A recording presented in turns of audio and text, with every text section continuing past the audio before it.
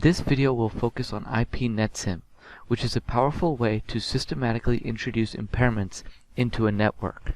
For this simple demonstration, two computers will connect to PacketExpert. PacketExpert acts as a bidirectional Ethernet link. One computer will ping the other. We will first observe the round-trip time in the ping test without introducing impairments. Then we will configure PacketExpert to delay and drop packets and observe the subsequent round-trip time and packet loss in the ping test. Okay, so let's first ping 10.0.0.2.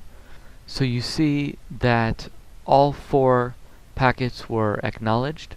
There's no packet loss, and we have a round-trip time of about 2 milliseconds. Okay, so now we've opened up the PacketExpert software, and we've opened up the application IPNetSim. So the first thing is make sure port 1 and port 2, the LEDs are green. That means those links are operational, and it is simply passing packets between the two computers without any modification. So the first thing we need to do is open up Stream Configuration, and we're going to click on WAN Emulation Parameters tab. So the first impairment we're going to introduce is a latency.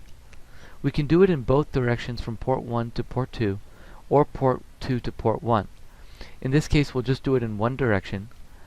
Click Single Delay, and let's add a latency of about 200 milliseconds. Okay, so now all we have to do is click Start.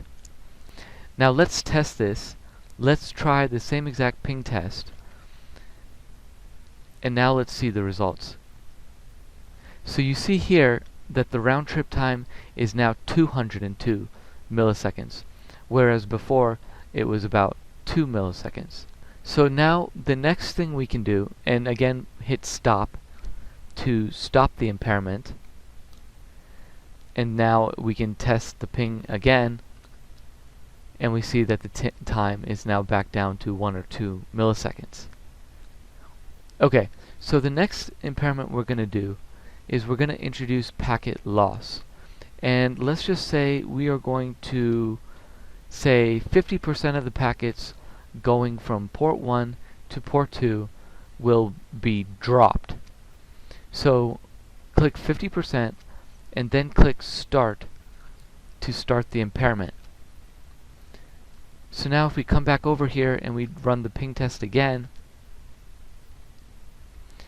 we see that the first packet came back, but now we see that there are some timeouts here. So you see that the round trip time is back to around 200 milliseconds.